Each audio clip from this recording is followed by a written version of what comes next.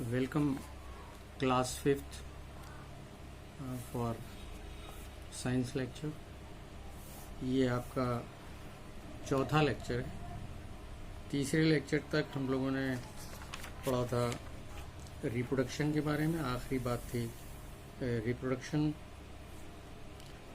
Bye spores, और मैंने फिर आपको बताया था कि पेज नंबर 14 पर 11 पर इस ट्रू और फॉल्स हैं, वो आप कर लीजिएगा, कॉपी पे कर लीजिएगा साइंस की।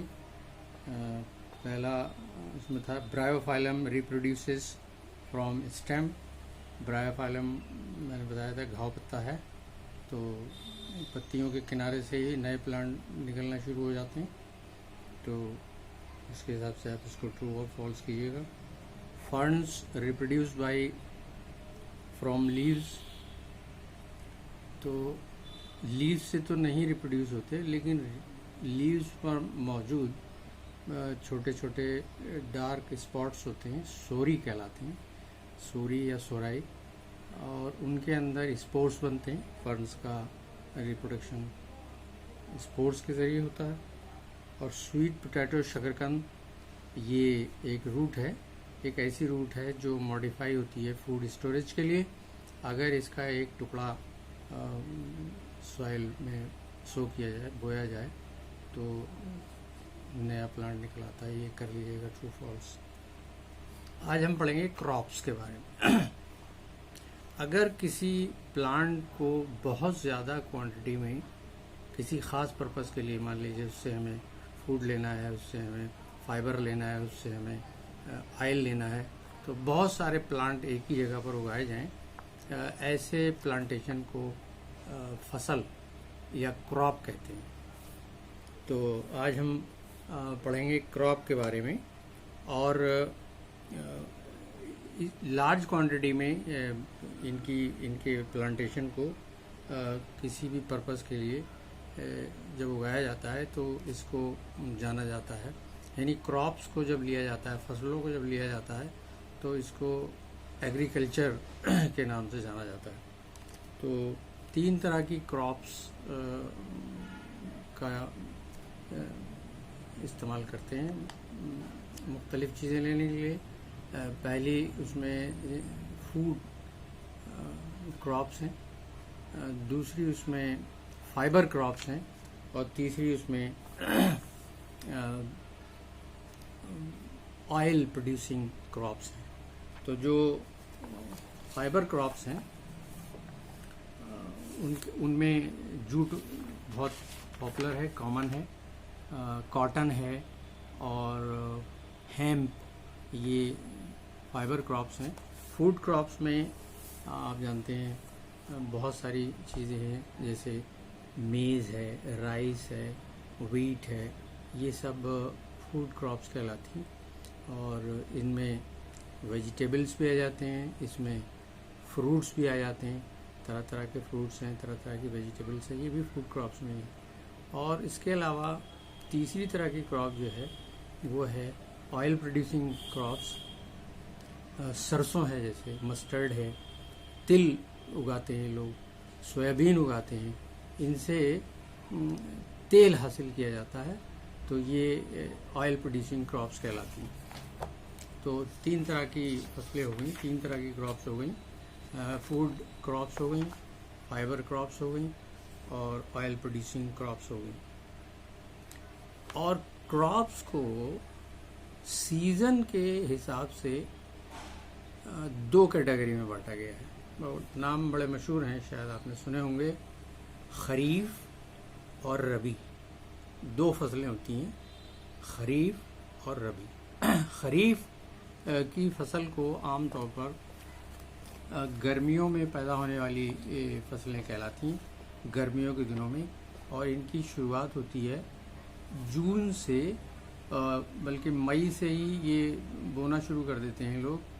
जून जुलाई में इसकी अच्छी खासी यानी बुआई हो जाती है, खेतों में लगा दिए जाते हैं, और इनको खेतों से काटा जाता है अक्टूबर के आसपास। यानी तो इसका मतलब ये हुआ कि खरीफ जो हुई वो जून से अक्टूबर तक चलने वाली फसलें हैं। तीनों तरह की चीज़ें इसमें भी हैं, जैसे इसमें फूड क्रॉप्स भी हैं। बहुत सारे ऐसे नाम हैं जो ई पर ख़त्म होते हैं, जैसे राइस, जैसे जूट, जैसे पल्सेस, जैसे शुगर केन, जैसे मेज़। ये सब ई पे ख़त्म होने वाले वर्ड्स हैं।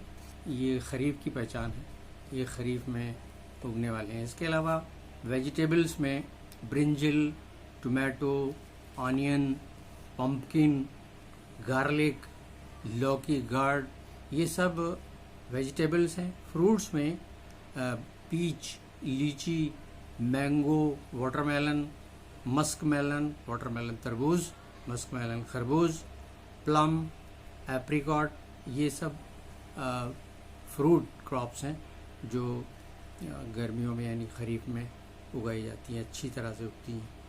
और दूसरी तरह की जो क्रॉप्स हैं दूसरे सीज़न के हिसाब से, यानी जो सर्दियों में उगाई जाती हैं, वो रबी क्रॉप्स कहलाती हैं। रबी क्रॉप्स में बहुत ख़ास जो चीज़ उगाई जाती है वो है गेहूँ या वीट, और इसके अलावा चना। चना भी रबी की बहुत बड़ी क्रॉप है, और गेहूँ रबी की बहुत बड़ी क्रॉप है, और ये चलती है अक्टूबर से लेके अप्रैल तक। अक्टूबर टू अप्रैल, अक्टूबर नवंबर में इसकी बुआई होती है, और अप्रैल मई में इसकी कटाई होती है, हार्वेस्टिंग होती है। और इसके अलावा मूली, गाजर और मटर और सरसों, ये भी इसी क्रॉप में शामिल हैं। इसके अलावा वेजिटेबल में गोभी, पत्ता गोभी, फूल गोभी, मटर भी, सेम, ये वेजिटेबल्स भी बहुत अच्छी तरह इस मौसम में, सर्दियों के मौसम में आपने देखा होगा ये सब चीज़ें बाज़ार में आती हैं और इसको लोग खाते हैं। और इसमें देखना ये रहता है कि आपकी क्रॉप हेल्दी हो, यानी जितने भी प्लांट निकलें वो तंदुरुस्त हों, हेल्दी हों।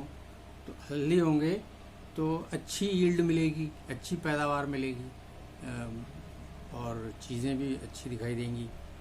इसके लिए कई मेथड्स हैं, कई तरीके हैं जो उगाने वाले लोगों को इस पर अमल करना चाहिए। हर एक क्रॉप के लिए कुछ ना कुछ ख़ास ज़मीन, सॉइल की ज़रूरत पड़ती है। आपने देखा होगा कि जब चावल उगाना होता है तो उसके लिए बहुत ज़्यादा नमी वाली मिट्टी चाहिए।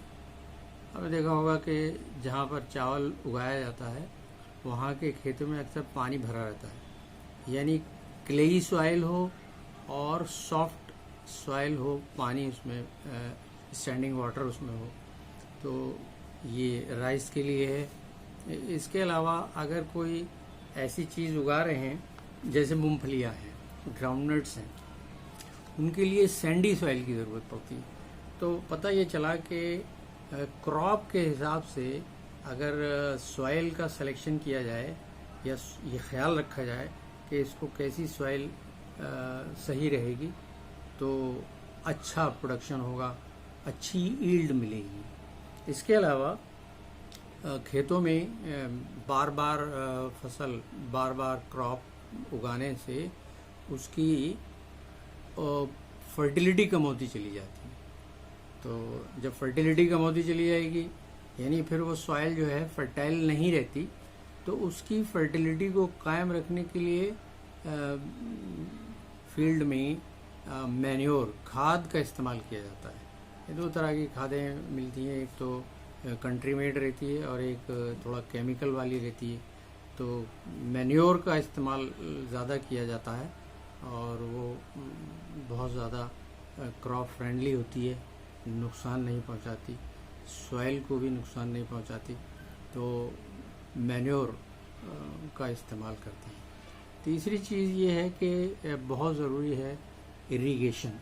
इरिगेशन का मतलब है पानी का दिया जाना। तो पानी किसी फसल में बहुत लगता है, जैसे मैंने बताया भी राइस में बहुत ज़्यादा पानी की ज़रूरत पड़ेगी और वीट में बहुत कम पानी की ज़रूरत पड़ेगी, तो इस बात का ख्याल रखना चाहिए।